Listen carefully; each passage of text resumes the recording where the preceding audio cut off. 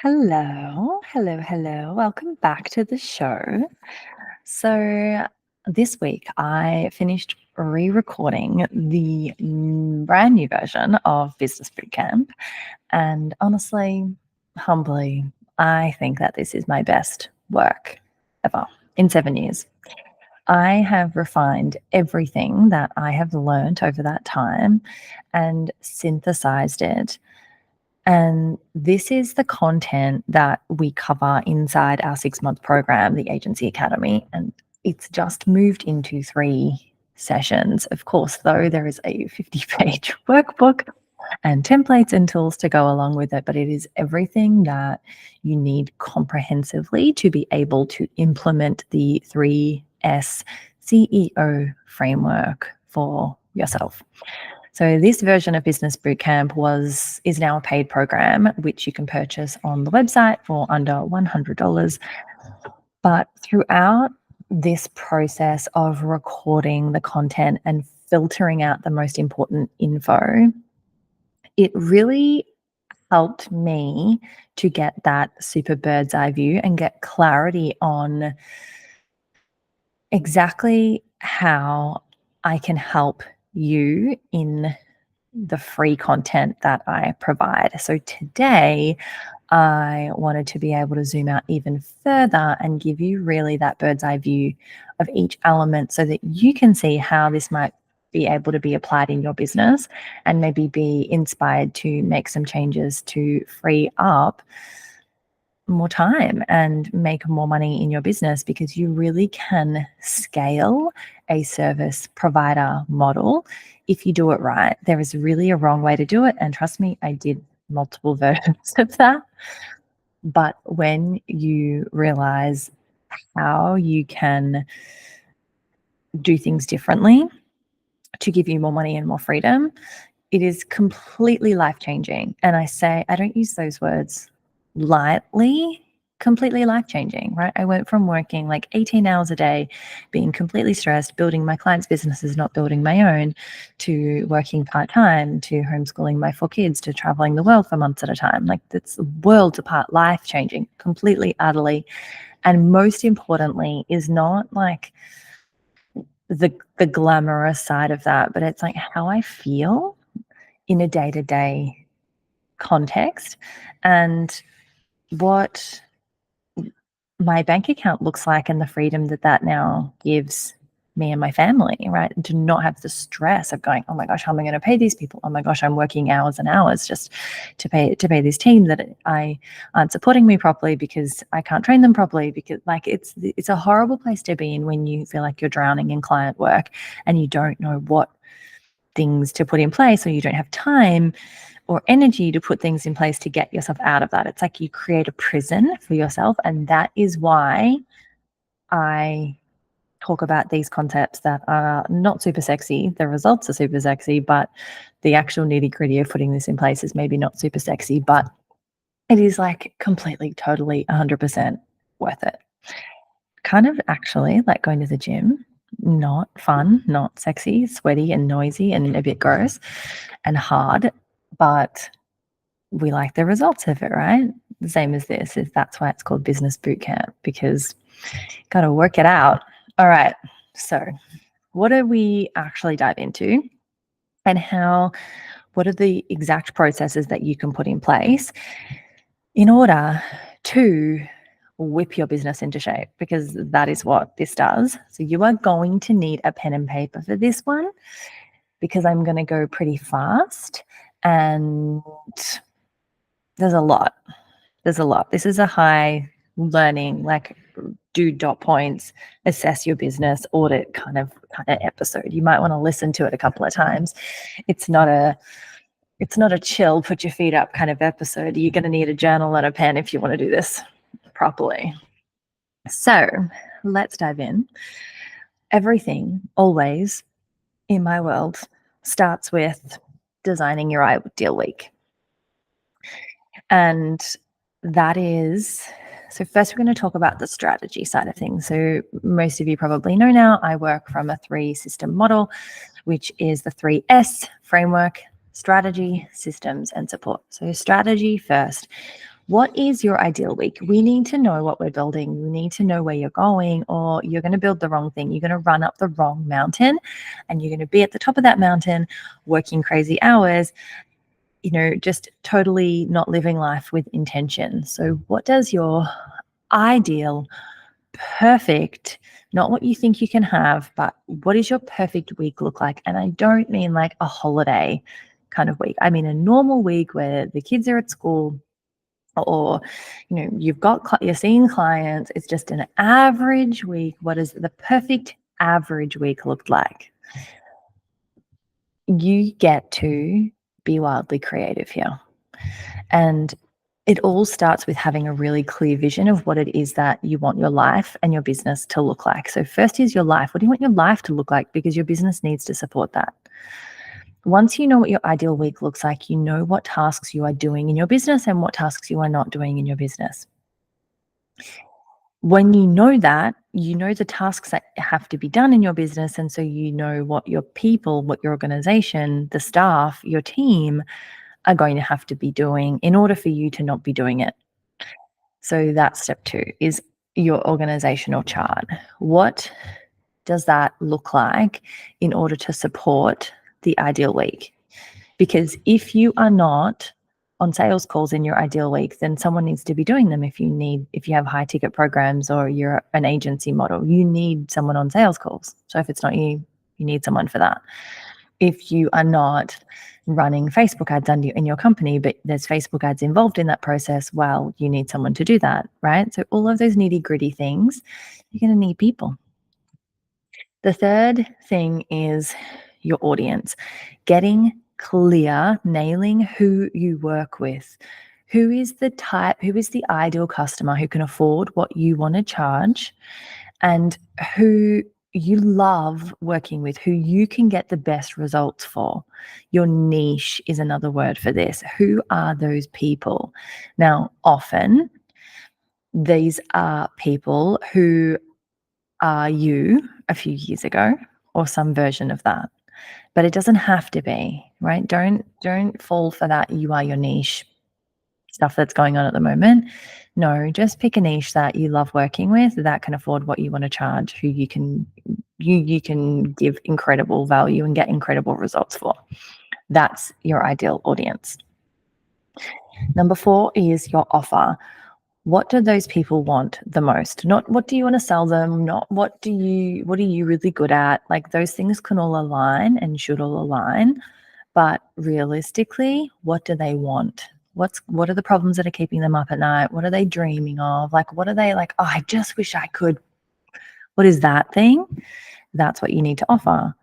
And that is going to be the ultimate solution for them. And it is therefore going to be higher priced than a Band-Aid little solution. So typically this is going to be like 4 figures per month, ideally a retainer kind of model.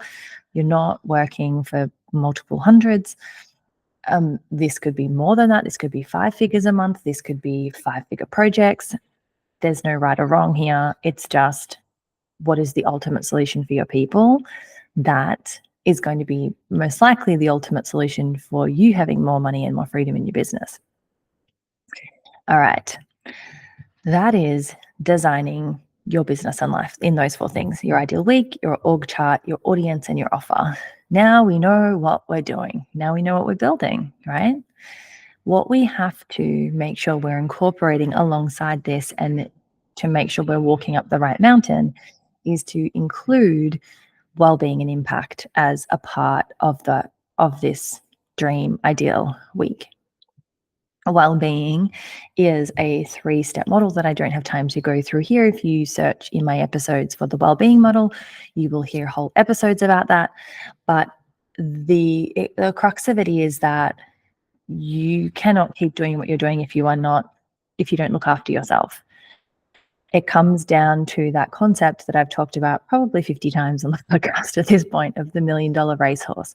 Now, I think that this was from Joe Polish. I think originally this is Joe Polish's concept.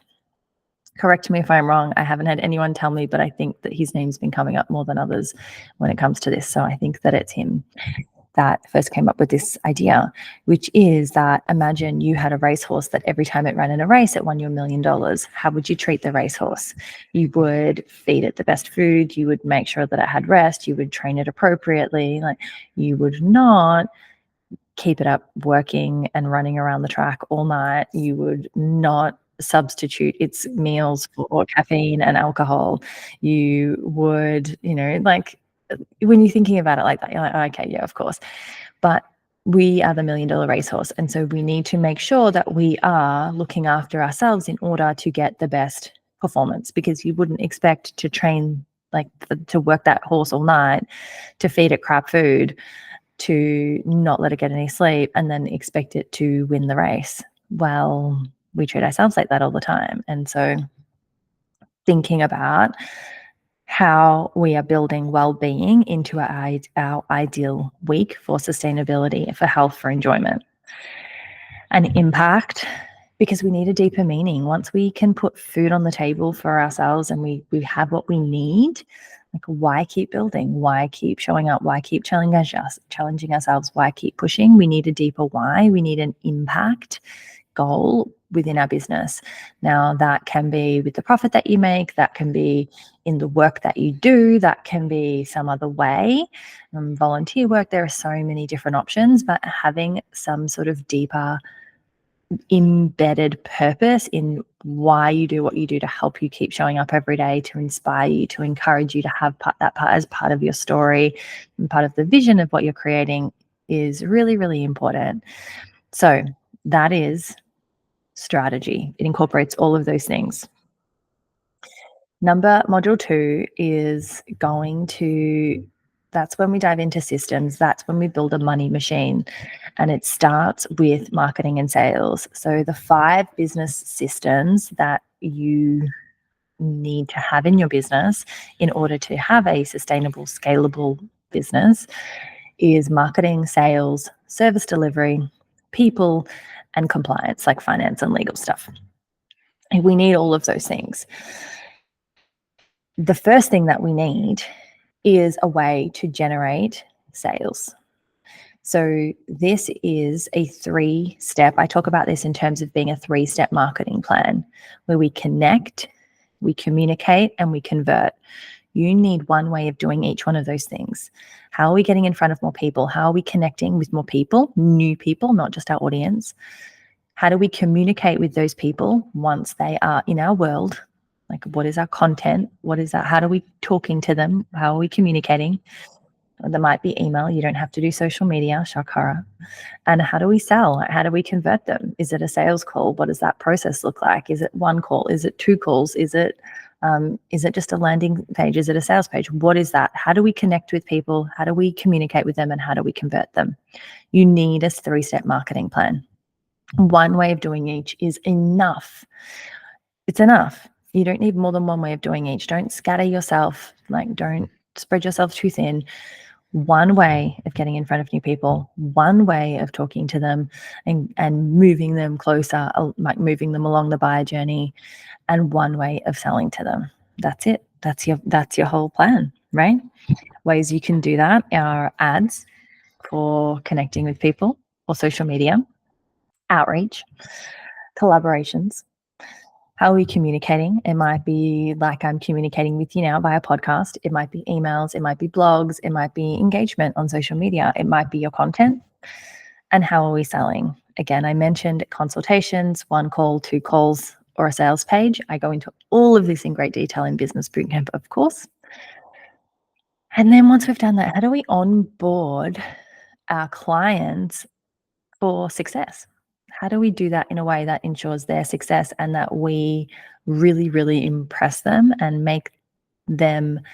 show them that they've made a really incredible choice, so that they're raving about us before we've even worked together, and then they're really excited to collaborate on the project within their business. And then we talk about automation, because am I going to sneeze? Not sure. Not a good time, nose. Automation. Automation saves so much time and money, and it makes a really incredible impression. And we can do this in the onboarding process where we move people from signing the contract to paying to filling out their onboarding form and scheduling a call. That four-piece puzzle will really be like show your company on its best with its best foot forward, and it will get you paid quicker. It will streamline that process of getting everything you need from a client, which, as an agency can be, forward and back and forward and back. And like, oh, hang on, like connecting Facebook can sometimes take hours and hours. But when you have everything you need, once you have a process for that and you realize that this is something that's repeatable, yes, clients will have slightly different needs, but a lot of the information that you're going to need from people is really similar. And so having an automated process for that is incredible. Other automations that you can include are automating your social media, automating forms that you have on your website, automating follow-ups with clients and leads, call reminders, of course, getting testimonials, getting reviews and case studies that can be automated. Checking in with clients can be automated. Checking in with staff can be automated. There is so much in your business that you don't have to do, that nobody actually has to do when you have incredible automation. The tool that I use is my own white labeled software, which is freeco.tech. You'll see the link at the bottom of the show notes. It's freeco.tech, and it's an all-in-one CRM that does everything. And that is how we automate the majority of what we automate. So that is how you build a money machine. That quick and simple. And I know it is simple. It doesn't mean it's easy. A lot of this comes down to nailing that first piece with your offer, with your audience, and knowing the results and the outcomes that you bring, and having that at the forefront of all of your communication, because that is the basis of what you do in your business, is provide results for clients. And that all of the everything has to come back to, why do you exist? What is the work that you do? And how is that different? And how is that better? And what transformation are you going to bring to that company? How are you making that company better? How are you making the CEO's life better? How are you making them more money? The messaging in our businesses is the most important piece when it comes to marketing and sales. Branding is beautiful, but ultimately it's the words that are going to make the difference. And knowing your audience and knowing what their problems are and knowing what the solution is and what they want and delivering what they want, that is how you build a money machine. Yes, we get to automate it. We get to build funnels around it. And we get to kind of crack that Rubik's Cube of the messaging. Once we do that, it's really, really simple. It's actually really simple. Like when you learn that a Rubik's Cube is a series of the same moves to build a white cross and to build a white side and then build the bottom layer and build the second layer and build the third layer. There's a formula, and it's the same in marketing. We can create a money machine as as that language might sound, because we're taught not to say that we want to make money, which is weird because money is an incredible tool. But that is what you get to do with your business. And this is how simple it gets to be. It's just about knowing the right levers to pull and having the right messaging. That's it. It is that easy. Easy is probably not the right word, because getting the messaging right is not always easy, but it is simple. Once we have done that, once we have the money machine part coming on, we have leads and clients coming in based on tap, right? We can turn the ads up, we can turn the activity up, whatever activities brings clients in, we turn that up when we want more clients, we turn it down when we want to slow it down. That is the systems piece that I'm going to talk about there.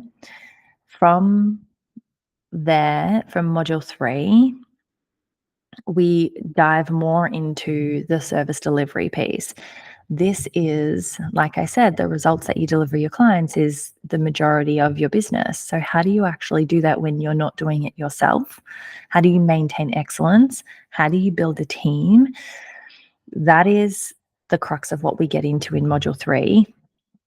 And it all starts with knowing what it is and how it is that you want things to be done in your company. So, documentation is the answer here, like getting policies and procedures and checklists and videos and KPIs around every task. I'm going to say that again. Every task needs a policy, procedure, checklist, video, and KPI attached to it. That sounds excessive, but it does. And that doesn't mean that those things don't overlap with other tasks. But if you don't have a checklist for something, then no one should be doing it, because it's going to be getting done differently every time, and you can't have excellence if it's not being done in a consistent way. That doesn't mean we're micromanaging. That means we have expectations and processes around best practice and how to get things done the most efficiently. It doesn't mean you can't have innovation. It just means that the mechanics of things have checklists, because again, that is how we make sure attention to detail is actually maintained. So when you spend the hour to document a 10-minute task, you never have to do that 10-minute task again. That's how important this is. And I know from experience with having to support team members who weren't doing things properly because they didn't know how to do them, like how important this is and how much this can trap you when you go, oh, that's not important. Or like, of course they know how to post a blog post, or like, oh yeah, of course, like this thing's never going to go wrong. No, you need to document the crap out of your business, like out of every single thing. The things that you think are common sense are not common sense. The things that you think are common knowledge are not common knowledge. So you need to document your business to within an inch of its life. Within Agency Academy, we give you a bunch of those. We give you all of our policies and procedures and checklists and everything. But you will need to do that most likely. Unless you join us inside Agency Academy, you will need to do this for your business. And either way, you're going to need to customize them because we are not your business. But this is a super important, super boring, do it once kind of task.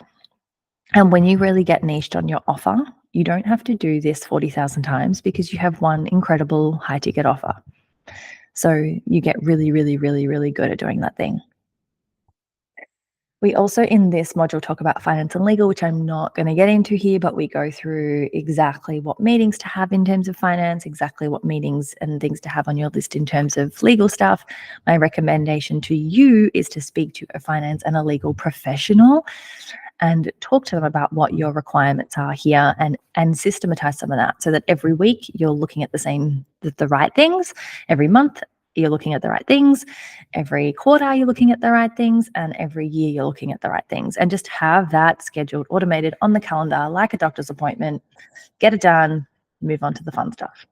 Unless, of course, for you that is the fun stuff. The other thing that I really go into in this component is hiring your dream team. Now, I talk a lot about this because when you do this wrong, then it costs you a lot of money and a lot of stress, and it hurts people. It hurts your staff, yeah, because they can't do a good job. Maybe then they're out of a job. They don't feel like they are part of a team. They don't feel understood. They don't know how to, be good at what they do. They're not getting positive reinforcement. And it's not good for your clients because they're not getting what they paid for. They're not getting excellent. They're not going to be getting results if your team can't uphold that. It's not good for you because then you have to do everything, and that gets old fast. Trust me, you probably already know if you're listening to this. And the truth is that people bring profit when you do it right. When you tie the tasks in your business to profit producing activities, your people will make you money, not cost you money. and when you price yourself properly, right? So making sure that you think about the roles in your company as how can that be linked to sales or retention or PR or visibility, like to your three-step marketing plan or to upsells, to retention. Did I say that already? To referrals. Like, how can you build those things, the things that are going to move the needle in the business? How can you put KPIs and requirements around those things for your staff before you hire them, right? As you're designing the role.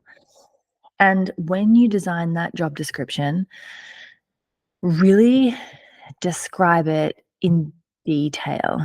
Like, actually let people know that there's KPIs around things, because you want a certain type of person to apply. You want a person that is goal driven, that thrives from that kind of inspirational, like, go get it environment, because there are people who don't thrive with numbers and there are people who thrive with numbers.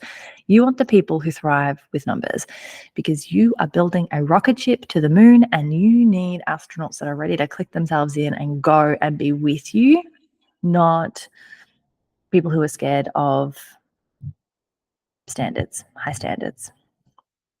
So when you are interviewing people, make sure that you have that really clear as part of the application process. Know that when you're interviewing people, that you're interviewing not only for skills, but also for character. Do you like this person? And make sure you have a training period in place. Make sure you have a 30 to 90-day training program set up for that person. Now, that sounds like really massive and overwhelming. Really, you already have the job description. You know what they need to do. So what are the policies? Remember, we've already talked about having policies and procedures and videos and checklists and KPIs for those tasks. That's their training program. When are they doing that? Are they doing that before they start? Is there a lead up period where they need to do certain training? How often are you going to meet with them? What is their plan? What is your plan to get them up to scratch to be able to be self-led within a 90-day period? You need a plan for that, or that's not going to happen. And so that is the 30 to 90-day training plan that you create for them. It's not like you're creating a full course. You've already done the work. If you've done the work I've just said, you already have everything. It's just about putting it together and knowing that you're moving this person from training where they're learning to more of where you're mentoring them, to then where you're letting them go even more and make more decisions, where you're just their coach and they can actually do things for themselves. That should be the goal of really letting that out and making sure that you're not always training and micromanaging, but they are trained so that they can make their own decisions, how you would make them, in accordance with the excellence and the standards that you want for your company. And all of that then comes back to goals, because we want to know what the big goal vision is, and then making sure that the decisions that we're making now are stepping us towards that. So if we know what we want business life to look like in 10 years, then is the 1 year goal, are the decisions you're making this year or the next 3 years actually getting you closer towards that? Like, what are you doing within what I've talked about to move the needle towards those goals? What projects do you need to action right now? And who is going to support you in doing those things? Because we can sometimes just get stuck in the day-to-day and we can forget that actually we want to be making those maybe uncomfortable decisions that feel stretchy and big, because they're the ones that are going to get us closer to that end goal. So that is it for me today. I hope you enjoyed this overview of the 3S CEO framework. I hope that along the way you were thinking about maybe where the gaps are in your business. And if you want support in implementing this strategy, systems, and support system, the 3S CEO framework system, get in touch with me, book a strategy call. We'll talk about where the gaps are in your business, and together we'll craft a 3-step action plan for the next 90 days to get you more money and more freedom in your business and actually implement these things, because this is the pathway to get there. I promise you. All right, that's it from me. Have a wonderful, wonderful week, and I'll see you on the next one.